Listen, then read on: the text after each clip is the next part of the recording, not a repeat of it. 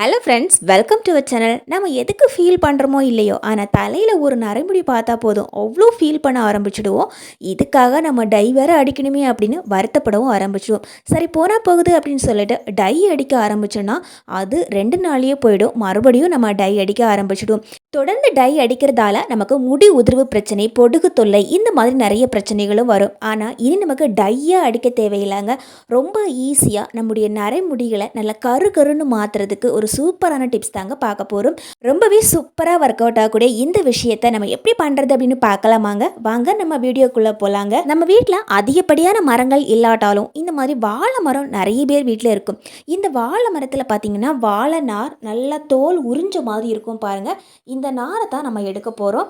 இந்த மாதிரி உரிச்சோன்னா அது நல்லா காஞ்சு போயிருக்கிறதால நம்ம கை வச்சு இழுத்தா உடனேவே வந்துடும். இப்போது இந்த வாழை மரத்தில் இருக்கக்கூடிய நார் மட்டும் நம்ம தனியாக எடுத்து வச்சுருக்கிறோம். இந்த அளவுக்கு நார் நமக்கு தேவைப்படாது. இதுலேருந்து நம்ம கொஞ்சமாக தான் எடுக்க போகிறோங்க. இப்போது இந்த வாழை நாரை சின்ன சின்ன பீஸாக இந்த மாதிரி கட் பண்ணி போட்டுக்கலாங்க.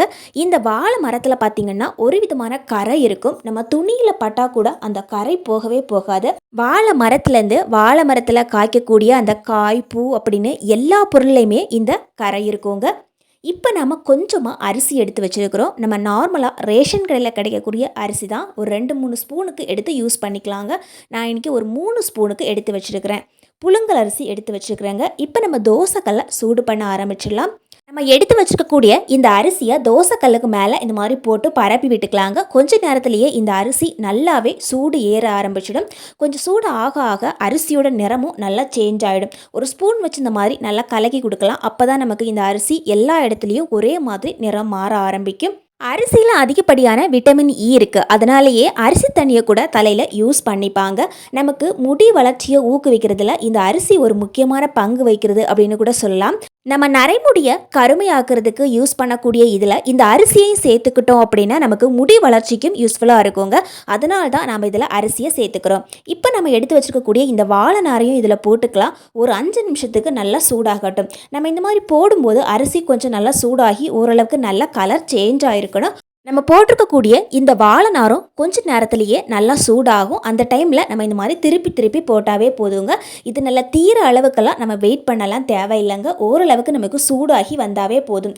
அந்த வாழை மரத்தில் இருக்கக்கூடிய கரையெல்லாம் நம்ம இந்த மாதிரி நாரில் பின்னாடி திருப்பி பார்க்கும்போதே நமக்கு தெரியும் பாருங்கள். இப்போ ஒரு 5 நிமிஷம் ஆயிடுச்சுங்க. நம்ம போட்டிருக்கக்கூடிய பொருட்கள் எல்லாம் நல்லாவே சூடு ஏறிடுச்சு. அரிசியோட நிறமும் நல்லாவே சேஞ்ச் ஆகிடுச்சு பாருங்கள். இந்த அளவுக்கு நல்லா நிறம் மாறி இருக்குது. இப்போ நம்ம ஸ்டவ்வை ஆஃப் பண்ணிடலாங்க. இந்த கல்லை அப்படியே கீழே தூக்கி வச்சிடலாம். இந்த பொருளை நம்ம அப்படி ஒரு பாத்திரத்தில் எடுத்து வச்சுருக்கிறேன். கொஞ்சம் சூடு ஆறுனதுக்கு அப்புறமா தான் நம்ம இதை யூஸ் பண்ணவே ஆரம்பிக்கணும். ஒரு மிக்ஸி ஜார் எடுத்துக்கலாம். நம்ம சூடு பண்ணி வச்சுக்கக்கூடிய இந்த பொருட்களை எல்லாத்தையும் ஒரு மிக்ஸி ஜாரில் அப்படியே எடுத்து போட்டுக்கலாங்க. திரும்ப திரும்ப நமக்கு நரைமுடி வராமல் இருக்கணும் அப்படிங்கிற காரணத்துக்காக இது கூட நம்ம இன்னொரு முக்கியமான பொருள் சேர்த்துக்கணும். அது என்னென்னா லவங்கம் தான். 3-4 லவங்கம் சேர்த்துக்கலாம். இதனால் பார்த்திங்கன்னா நல்ல டார்க் கலர் கிடைக்கும். அதே மாதிரி முடி வளர்கிறதுக்கும் இது ஒரு நல்ல சக்தியை கொடுக்கும். தண்ணி எதுவுமே சேர்த்துக்காம மிக்ஸி ஜாரில் 2 சுற்றி எடுத்தால் போதும். கொஞ்சம் நார் மாதிரி இருக்குது பாருங்கள் மேலே. இப்போ நம்ம ஒரு பவுல் எடுத்துக்கலாம். அதே மாதிரி இதுக்கு மேலே நம்ம ஒரு துணி போட்டுக்கணும். நல்லா காட்டன் துணியாக பார்த்து போட்டுக்கணுங்க. ரொம்ப கெட்டியான துணியாக நம்ம எடுத்துக்கக்கூடாது. நல்ல மெலிசான துணி பார்த்து எடுத்துக்கலாம். நம்ம மிக்ஸி ஜாரில் அடித்து வச்சுக்கக்கூடிய இந்த பொருட்களை எல்லாத்தையும் இந்த காட்டன் துணியில் எடுத்து போட்டுக்கலாங்க. இப்போ நம்ம செய்கிறது பார்த்திங்கன்னா நமக்கு இளநரையை கம்மி பண்ணும். அதே மாதிரி நமக்கு இளநரை வராமல் இருக்கிறதுக்கும் ரொம்ப யூஸ்ஃபுல்லாக இருக்கும். இது கூடவே நம்ம இன்னொரு பொருள் சேர்த்துக்க போகிறோம். அது என்னென்னா காஃபி பவுடர் தான். ப்ரூ காஃபி பவுடராக இருந்தால் ரொம்ப நல்லது. அல்லது நீங்கள் வேறு ஏதாவது காஃபி பவுடர் இருந்தால் அது கூட சேர்த்துக்கலாம். இப்போ நம்ம 2 ஸ்பூன் அளவுக்கு காஃபி பவுடர் இதில் சேர்த்தாச்சு. கூடவே நம்ம எண்ணெய் சேர்த்துக்கணும். எண்ணெய் பார்த்திங்கன்னா தேங்காய் எண்ணெய் முதல்ல ஒரு 2-3 ஸ்பூனுக்கு நம்ம ஊற்றிக்கலாங்க. நான் இன்றைக்கி நார்மலாக கடையில் வாங்கியிருக்கக்கூடிய எண்ணெய் தான் சேர்த்துக்கிறேன். இதுக்கு பல செக்கெண்ணெய், தேங்காய் எண்ணெய் இருந்ததுன்னா அதுவும் சேர்த்துக்கலாங்க. இப்போ நம்ம இது கூட நம்ம கடுகு எண்ணெய் சேர்த்துக்கணும். இந்த கடுகு எண்ணெய் பார்த்திங்கன்னா அரை பங்குக்கு மேலே சேர்த்துக்கணும். நான் ஊற்றின தேங்காய் எண்ணெயை விட கொஞ்சம் அதிகமாகவே கடுகு எண்ணெய் சேர்த்துருக்கிறேன். கடுகு எண்ணெய் நம்ம எதுக்காக சேர்த்துக்கிறோம் அப்படின்னா நமக்கு இளநரையை கம்மி பண்ணும். அதே மாதிரி முடிக்கு நல்ல ஒரு கருப்பான கலர் கொடுக்கறதுக்கும் இந்த கடுகு எண்ணெய் ரொம்ப யூஸ்ஃபுல்லாக இருக்குங்க. இப்போ நம்ம எண்ணெய் ஊற்றுனதுக்கு அப்புறமா பார்த்தோன்னா இந்த மாதிரி தான் இருக்கும். நம்ம போட்டிருக்கக்கூடிய அந்த பொருட்கள் எல்லாம் மூழ்கிற அளவுக்கு நம்ம எண்ணெய் சேர்த்தா போதும். இப்போ நம்ம இந்த பொருளை உடனடியாக யூஸ் பண்ணிடக்கூடாது. ஒரு பாத்திரம் வச்சு இதை க்ளோஸ் பண்ணி வச்சிடலாங்க. இந்த மாதிரி க்ளோஸ் பண்ணி வச்சுட்டு ஒரு 3 நாளுக்காவது இதை அப்படியே விட்டுடணும். அதுக்கப்புறமா தான் நம்ம இதை எடுத்து யூஸ் பண்ணவே ஆரம்பிக்கணுங்க. இப்போ நமக்கு எந்த அளவுக்கு கலர் இறங்கியிருக்கு அப்படின்னு பார்க்கலாம். இந்த துணியை இந்த மாதிரி எடுத்து பார்க்கலாங்க. நமக்கு நல்லாவே கலர் இறங்கி இருக்குது. இந்த துணியை கொஞ்சம் மேலே எடுத்துட்டு கை வச்சு இந்த மாதிரி நல்லா அழுத்தம் கொடுத்து எடுத்தோம்னா அதில் இருக்கக்கூடிய மொத்த எண்ணெயும் கீழே இந்த மாதிரி வடிஞ்சு வந்துடுங்க. நம்ம சேர்த்துருக்கக்கூடிய வாழை நார்லேருந்து கரை நல்லாவே இறங்கி போயிருக்கும். இப்போ இந்த துணியை நம்ம வெளியே எடுத்துட்டு இப்போ இதை தூரம் அப்படியே போடக்கூடாது. ஒரு ரப்பர் பேண்ட் சுற்றி இந்த மாதிரி எடுத்து வச்சுக்கலாம். நம்ம அப்படியே போட்டு வச்சுட்டோம் அப்படின்னா நம்ம உள்ளே போட்டிருக்கக்கூடிய அந்த பொருளெல்லாம் இந்த எண்ணெயில் அப்படியே சிதறிடும். அதனால் ஒரு பேண்டு போட்டு நம்ம சுற்றி வச்சிடலாங்க.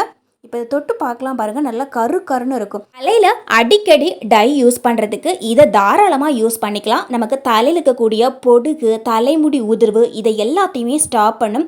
முக்கியமாக இளநரைய ஸ்டாப் பண்ணும். அந்த துணியில் ரப்பர் பேண்ட் சுற்றிட்டு இந்த பவுலில் நம்ம இப்படியே போட்டு வச்சுக்கலாங்க. போக போக இன்னும் கலர் நல்லா டார்க்காக இறங்கிட்டே இருக்கும். இது நம்ம டெய்லி தலைக்கு குளிக்கிறதுக்கு முன்னாடி ஒரு மணி நேரம் நல்லா அப்ளை பண்ணிவிட்டு அதுக்கப்புறம் தலைக்கு குளிச்சாவே போதுங்க. அந்த கரை போகாது. அதே மாதிரி நரமுடியும் கம்ப்ளீட்டாக போயிடுங்க. எப்பவுமே சாதாரணமாக நம்ம எண்ணெய் வைக்கிறதுக்கு இப்போ நம்ம செஞ்சதை ஒரு எண்ணெய் மாதிரி கூட யூஸ் பண்ணிக்கலாம். தலைமுடி நல்லா வளரவும் செய்யும். அதே சமயத்தில் இளநரை, முதுநரை இது எல்லாமே காணாமல் போயிடுங்க. கண்டிப்பாக இந்த டிப்ஸை ட்ரை பண்ணி பாருங்கள். ரொம்ப யூஸ்ஃபுல்லாக இருக்கும். கெமிக்கல் கலந்த டையை திரும்ப வாங்கி யூஸ் பண்ணுறதுக்கு இது தாராளமாக யூஸ் பண்ணலாங்க.